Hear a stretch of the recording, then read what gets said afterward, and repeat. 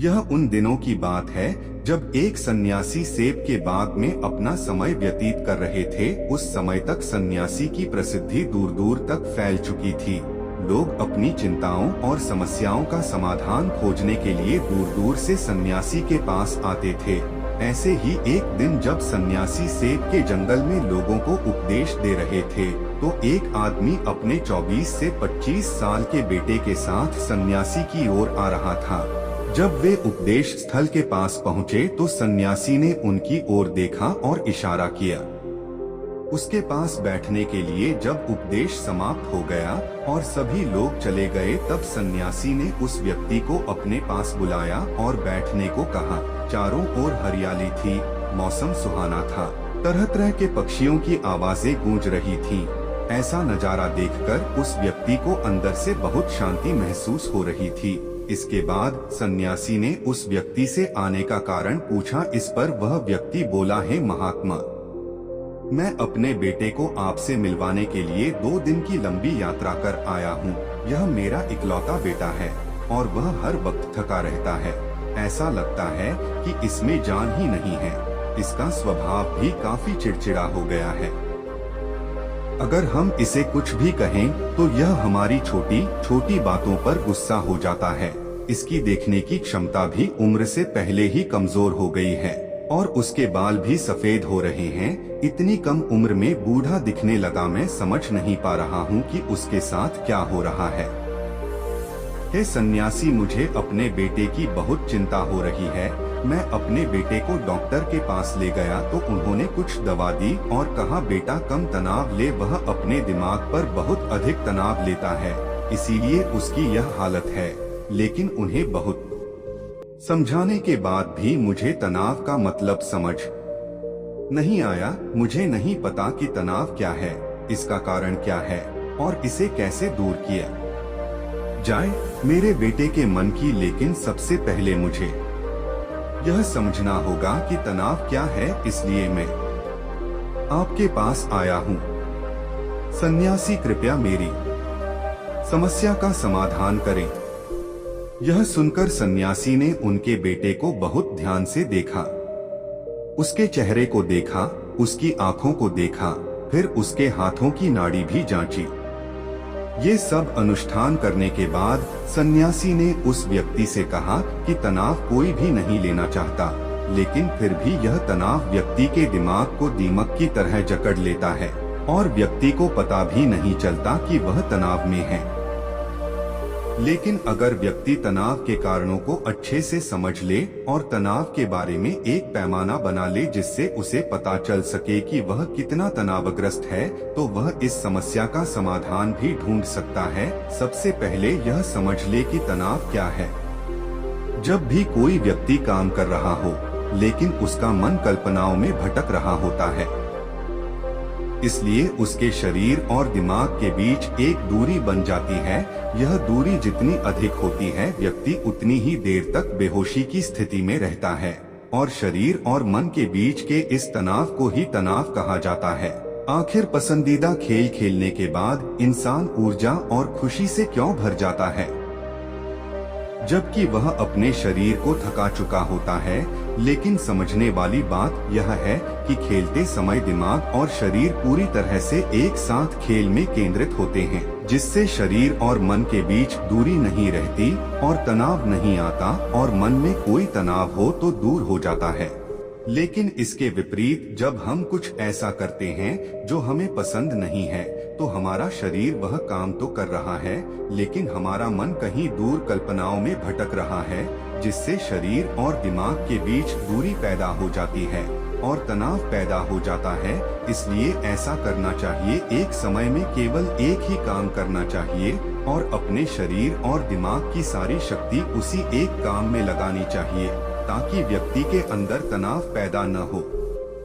सबसे प्रमुख कारणों में से पहला है अतिमहत्वाकांक्षी होना। महत्वाकांक्षी होना अच्छी बात है, लेकिन क्या आपने कभी गौर किया है कि उस आदमी का एक लक्ष्य कभी पूरा नहीं होता। उसका एक लक्ष्य पूरा नहीं होता कि वह दूसरे की ओर भागने लगता है। अगर दूसरा पूरा हो जाता है तो फिर तीसरे को और इस प्रकार वह गोल गोल घूमता रहता है अपने जीवन में अपने लक्ष्य को प्राप्त करने के लिए। इसीलिए जो व्यक्ति अधिक महत्वाकांक्षी होता है, जो बड़े लक्ष्य निर्धारित करता है, वह कभी भी वर्तमान में नहीं रह सकता। उसका दिमाग हमेशा भविष्य की योजना बनाने में व्यस्त रहता है। उसका शरीर वर्तमान में रहता है, लेकिन उसका दिमाग भविष्य में रहता है, जिससे इंसान के शरीर के बीच दूरियां पैदा हो जाती हैं और वह तनावपूर्ण जीवन जीने लगता है। सन्यासी के मुख से यह बात सुनकर लड़के ने सन्यासी से कहा कि इसका मतलब है कि हमें लक्ष्य नहीं बनाना चाहिए, क्योंकि लक्ष्य निर्धारित करना भी महत्वाकांक्षा है। इसी बहाने सन्यासी ने कहा कि जीवन में लक्ष्य रखना कोई गलत बात नहीं है, लेकिन समस्या तब उत्पन्न होती है जब हम अपना सारा ध्यान उस लक्ष्य को प्राप्त करने के परिणाम पर केंद्रित कर देते हैं। व्यक्ति को वर्तमान में जीना चाहिए, एक लक्ष्य निर्धारित करें और उस लक्ष्य को प्राप्त करने के लिए कड़ी मेहनत करते रहें। लेकिन साथ ही आपको यह भी ज्ञान होना चाहिए कि आप अभी भी वर्तमान में जी रहे हैं और वर्तमान सत्य है। सन्यासी ने आगे कहा कि ईर्ष्या तनाव का एक और बड़ा कारण है। जब कोई व्यक्ति ईर्ष्या से भर जाता है तो उसका मन अंदर ही अंदर सड़ने लगता है। ईर्ष्या एक आंतरिक घाव है, यानी मन का घाव। इंसान के शरीर का घाव तो ठीक हो सकता है, लेकिन मन का घाव कभी नहीं भर सकता। इसलिए कभी भी दूसरों की उन्नति और खुशी से ईर्ष्या नहीं करनी चाहिए, क्योंकि ईर्ष्या तनाव का कारण बनती है। इसके बाद सन्यासी ने तनाव का अगला कारण बताया और कहा कि अरुचिकर काम भी मन में तनाव पैदा करता है। जो काम हमें करना पसंद नहीं है, उस काम में हमारा मन नहीं लग पाएगा। हमारा शरीर वहीं बैठ जाएगा, लेकिन हमारा मन कल्पना की उड़ान भरता है, जिससे शरीर और मन के बीच दूरी पैदा हो जाती है और व्यक्ति तनावग्रस्त हो जाता है। इसलिए व्यक्ति को हमेशा अपनी रुचि के अनुसार ही कार्य करना चाहिए। यदि व्यक्ति ने यह तय कर लिया है कि उसे कौन सा काम करना है और वह उसी काम को अपने जीवन का लक्ष्य बना लेता है, तब वह काम उसके लिए काम नहीं बल्कि खेल बन जाता है। लेकिन दोस्तों, अपने जुनून को फॉलो करो। यह कहना कितना आसान है, अपना सच्चा जुनून ढूंढना कितना मुश्किल है, क्योंकि आजकल ज्यादातर युवा सेलिब्रिटीज और सोशल मीडिया से प्रभावित हैं। वे किसी भी काम को अपना जुनून मानते हैं और फिर कुछ दिनों तक कोशिश करने के बाद उसे बीच में ही छोड़ देते हैं, क्योंकि यह उनका जुनून नहीं था और इस तरह वे अपना कीमती समय और ऊर्जा बर्बाद करते हैं। तनाव का चौथा कारण है दूसरों से अपेक्षा करना। सन्यासी ने उस व्यक्ति की ओर इशारा करते हुए कहा, एक पिता के रूप में तुम्हें अपने बेटे से बहुत सारी उम्मीदें होंगी कि आपका बेटा बहुत सफल इंसान बने, आपका नाम रोशन करे और जैसा जीवन चाहे वैसा जिए, आपकी हर बात माने। लेकिन क्या आज तक किसी की भी उम्मीदें पूरी हुई हैं? जब भी कोई व्यक्ति दूसरे से कुछ अपेक्षा करने लगता है तो वह अनजाने में तनाव पैदा करना शुरू कर देता है। खुद के लिए जरा सोचिए, अगर आपका बेटा आपके मुताबिक काम नहीं कर रहा है और वह वैसा नहीं बन रहा है जैसा आप उसे बनाना चाहते हैं, तो निश्चित तौर पर तनाव आपके दिमाग पर हावी हो जाएगा।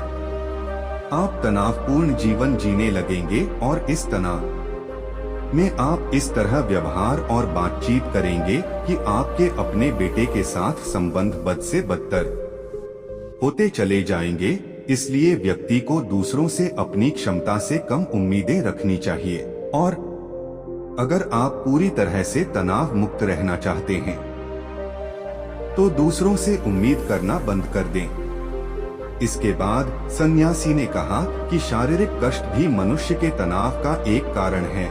जब कोई व्यक्ति किसी शारीरिक दर्द से गुजर रहा होता है तो उसका पूरा ध्यान उस दर्द पर होता है और वह सारा दिन बस अपने दर्द के बारे में ही सोचता रहता है, जिससे उसका मन दुखद विचारों से भर जाता है और ऐसे में व्यक्ति तनावग्रस्त रहने लगता है। यह सब सुनकर वह व्यक्ति बोला कि हे सन्यासी, शारीरिक कष्ट किसी भी व्यक्ति को हो सकता है, तो क्या वह व्यक्ति जीवन भर तनाव में रहेगा? इसका उत्तर देते हुए सन्यासी ने कहा कि मनुष्य को यह समझना चाहिए कि हमारा जीवन दुख का आधार है जैसे जैसे हमारा जीवन चलता है, बीमारियां आती हैं और फिर अंत में मृत्यु आती है। इसलिए बीमारियां मानव जीवन का अभिन्न अंग हैं। इससे कोई नहीं बच सकता। यह बस किसी के जीवन में समय से पहले आता है और किसी के बाद आता है, लेकिन सबके पास आता है। जब मानव मस्तिष्क इस बात को अच्छी तरह से समझ जाएगा, तो तब उसे अपनी बीमारी के बारे में सोचकर ज्यादा तनाव नहीं लेना चाहिए, क्योंकि यह हमारे जीवन का अभिन्न अंग है और इसके लिए शारीरिक व्यायाम का अभ्यास करते रहना चाहिए और स्वस्थ जीवन शैली को भी अपने जीवन में जगह देनी चाहिए, जिससे उनका शरीर लंबे समय तक स्वस्थ रहकर ठीक से काम कर सके। तनाव का अगला कारण है अपनी योजनाओं को समझने के लिए समय न देना। कुछ लोगों के मन में यह विचार घर कर जाता है कि वे बिना सोचे समझे उस पर काम शुरू कर देते हैं और जब उन्हें उस काम में असफलता मिलती है तो वे तनाव से भर जाते हैं, क्योंकि उन्होंने उस काम को शुरू करने से पहले उस काम के बारे में पूरी जानकारी इकट्ठा नहीं की थी। किसी भी कार्य को शुरू करने से पहले व्यक्ति को उसके अच्छे और बुरे परिणाम के बारे में ठीक से विचार कर लेना चाहिए। व्यक्ति को यह भी अच्छे से सोचना चाहिए कि यदि यह योजना सफल नहीं हुई तो इसके बाद मैं क्या करूंगा। इसलिए व्यक्ति को अपनी योजनाओं को समझने के लिए पूरा समय देना चाहिए, ताकि बाद में वही योजना तनाव पैदा न कर दे। तनाव का 7वां सबसे बड़ा कारण टालमटोल है। आज का काम कल पर डाल देना। आपने यह कहावत तो सुनी ही होगी कि आलस्य मनुष्य का सबसे बड़ा दुश्मन है। मनुष्य अपने आलस्य के कारण आज के काम को कल पर टाल देता है और फिर टालना उसकी आदत बन जाती है। टालमटोल करने वाले का काम कभी भी समय पर पूरा नहीं होता है और अगर किसी कारण से हो भी जाता है तो उतना अच्छा नहीं होता जितना हो सकता था और फिर यह बात इंसान के अंदर तनाव पैदा करती है। लेकिन आखिरी समय पर टालना या ना करना एक आदत है, इसलिए न चाहते हुए भी व्यक्ति बार बार इस आदत का शिकार हो जाता है और फिर काम को टालता रहता है और फिर जब काम की समय सीमा नजदीक आ जाती है तो वह उस काम को पूरा करने की कोशिश करता है। इसलिए तनाव मुक्त रहने के लिए व्यक्ति को काम को टालने की आदत को छोड़ना होगा और यह तभी संभव है जब लोग काम को समय से पहले पूरा करने का प्रयास करेंगे। तनाव का आखिरी और सबसे बड़ा कारण है ज्यादा सोचना। लगातार सोचना भी एक बीमारी है और यह उन लोगों में सबसे ज्यादा पाई जाती है जो कल्पनाएं करते हैं, जो अतीत की घटनाओं के बारे में सोचते रहते हैं और जो भविष्य के बारे में बेतहाशा अटकलें लगाते हैं। इसलिए व्यक्ति को ज्यादा सोचने की आदत पर अंकुश लगाना चाहिए। उसे जितना हो सके खुद को काम में व्यस्त रखने की कोशिश करनी चाहिए और प्रतिदिन ध्यान के अभ्यास को अपने जीवन का हिस्सा बनाएं। सन्यासी के मुख से ये सभी बातें सुनकर वह व्यक्ति हाथ जोड़कर बोला, हे सन्यासी, मेरा बेटा अभी सिर्फ 20 साल का है और उसे इतनी समझ भी नहीं है कि वह सभी बातों का पालन कर सके। कृपया तनाव दूर करने का कोई आसान तरीका बताएं ताकि मेरा बेटा भी उसे अपना सके और तनाव मुक्त रह सके। उस व्यक्ति की यह विनती सुनकर सन्यासी ने कुछ सोचते हुए उत्तर दिया, यदि आप इतनी सारी बातों का पालन नहीं कर सकते तो इसके लिए एक बहुत ही आसान तरीका है। आप एक समय में एक ही काम करने पर ध्यान केंद्रित करते हैं। आप उस समय जो कर रहे हैं बस उसी पर ध्यान केंद्रित करें और यदि आपका मन भटकता है तो जैसे ही आपको याद आए अपना ध्यान उस काम पर लौटा दें। तनाव मुक्त रहने का यह सबसे आसान और अच्छा तरीका है। जब आप खाएं तो केवल खाएं, उसके स्वाद का आनंद लें, उसे महसूस करें। जब आप चलें तो अपना ध्यान केवल चलने पर केंद्रित करें। इससे आपका दिमाग और शरीर दोनों एक ही जगह पर केंद्रित रहेंगे। दोनों के बीच कोई दूरी नहीं रहेगी, जो तनाव का मुख्य कारण है।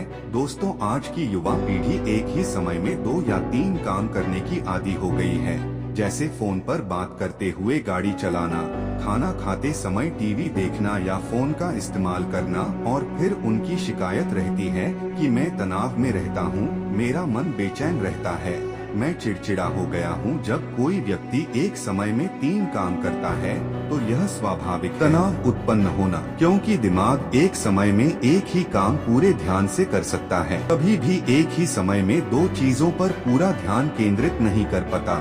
इसलिए जहाँ तक हो सके एक समय में एक ही काम को पूरे ध्यान से करने की कोशिश करें। दोस्तों, मुझे उम्मीद है कि आपको इस वीडियो से बहुत कुछ सीखने को मिला होगा।